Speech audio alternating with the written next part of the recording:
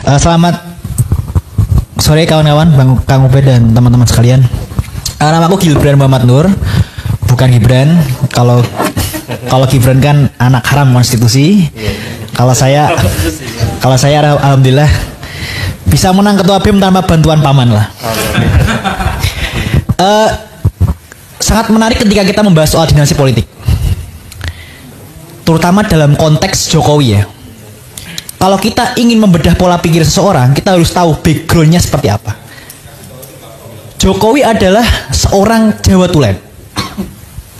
Beberapa hari yang lalu diriku sempat menamatkan esai yang ditulis oleh Ben Anderson. Beliau membahas soal falsafah kekuasaan Jawa. Mengingat Jokowi adalah seorang Jawa Tulen. Dan ternyata teman-teman, kalau teman-teman tahu dan Kang Ube dan kawan-kawan penasaran, dalam falsafah kepemimpinan Jawa, nomor satu itu adalah kekuasaan. Baru kedua adalah etik. Sehingga hal yang sangat bisa dipahami dalam konteks politik Jawa, ketika Jokowi lebih mementingkan kekuasaannya daripada etik. Karena dalam politik Jawa, nomor satu itu kekuasaan. Sehingga di awal tahun 2023 kemarin kan ada isu 3 periode kan. Itu isu yang benar-benar berembus dari istana. Dan mulailah tabiat Jokowi sang raja Jawa ini muncul. Saya malah nyebutnya Machiavelli Jawa. Liciknya tuh culas betul dia. Bayangin, dia gagal 3 periode. 3 periode itu isu yang digunakan untuk tes ombak. Apakah masyarakat itu menerima itu atau enggak. Meskipun approval rating beliau adalah 80%, itu bantuan BLT semua. Jadi kalau teman-teman tahu, BLT sekarang itu dimasifkan kembali dari bulan Maret ke Mei, September ke November, dan nanti Januari sampai Juni itu akan ada BLT besar-besaran. Buat apa? Buat pemilu. Ya, diperpanjang ya. Diperpanjang, Bang. Tadinya sampai bulan Maret saja. Maret. Ya. Jadi artinya sebenarnya gini, kita bisa juga menduga berarti mereka sebenarnya nggak mungkin menang 1 putaran, berarti 2 putaran karena bulan Juni. Itu kabar baiknya begitu ya. Karena justru mereka dengan segala infrastruktur ya ada, mereka pun nggak pede untuk menang. Nah, setelah kita tahu pola pikir Jokowi ini seperti apa, dia adalah Raja Jawa, dia adalah Machiavelli Jawa, sehingga kita bisa mengcounter itu. Saya melihat bahwa orang ini sangat orang yang sangat culas. Meskipun satu alumni sama saya benar-benar apa tadi kata jijik lah. Karena apa? Dia dengan senang hati mengutak-atik tanpa otak konstitusi Indonesia.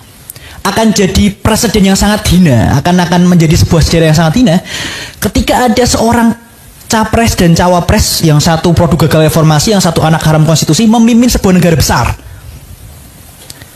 Tapi sayangnya negara besar ini dipimpin oleh pemimpin yang otaknya kecil.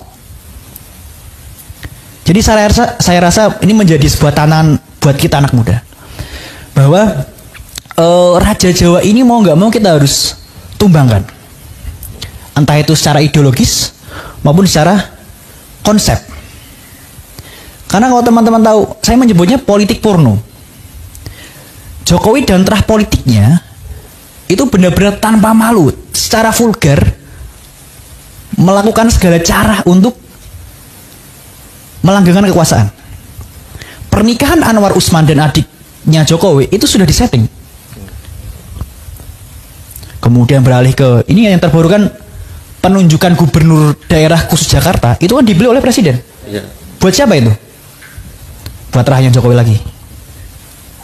Nah, ini menjadi tadi saya rasa ini menjadi momentum tepat buat kita. Kita bisa melihat secara gamblang, secara vulgar, secara telanjang ada musuh bersama di hadapan kita.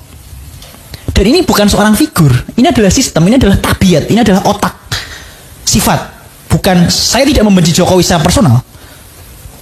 Saya membenci Jokowi dan terah politiknya karena secara sistem dan politik, secara ideologis mereka merusak sistem demokrasi kita. Tidak ada alasan untuk kita untuk berdiam diri. Kalau boleh sedikit cerita, besok teman-teman BMKM UGM akan mengadakan sebuah diskusi, dan di situ kita akan menobatkan Jokowi sebagai alumni paling menjijikan, paling memalukan dari UGM. Oh. Ya, karena saya rasa ini udah momentum paling tepat untuk menobatkan beliau sebagai alumni UGM paling memalukan sepanjang sejarah. Saya rasa di antara 7 presiden hanya beliau yang seculas dan seraja Jawa ini. Jadi monggo teman-teman, udah tidak ada alasan buat kita untuk takut. Karena kalau semisal kita berdiam diri dan terlena, ini bukan soal rezim yang terlalu kuat, tapi kita yang terlalu lemah. Jadi kalau teman-teman bicara, wah rezim ini terlalu kuat, menggunakan infrastruktur negara untuk mengintimidasi dan sebagainya. Tidak, bukan mereka yang kuat, tapi kita yang melemah. Kita udah melihat satu entitas musuh bersama, teman-teman. Jadi saya rasa ruangan yang dingin ini bisa menjadi ruangan yang panas selepas agenda ini selesai. Kita bisa menebar api kemarahan di jalanan. Karena ini udah nggak orde baru, Bang. Ini adalah orde paling baru. Lebih parah. Intimidasinya itu intimidasi buzzer. Setelah kemarin saya mengkritik salah satu paslon, itu DM saya full buzzer tuh. Full buzzer. Saya mengkritik salah satu pasangan calon kan balonnya besar tapi gagasannya kecil. Jadi ayo teman-teman, tidak ada lagi alasan untuk kita untuk diam. Ini warna kita kan beraneka ragam nih kan. Saya rasa ini menjadi wujud bahwa kita adalah entitas yang kuat dan berani untuk melawan kezaliman yang sangat hakiki ini. Begitu, Bang. Oke, luar biasa nih Gilbran ya. Ini namanya mirip dan juga daerah asalnya sama ini, sama-sama dari Solo juga ini.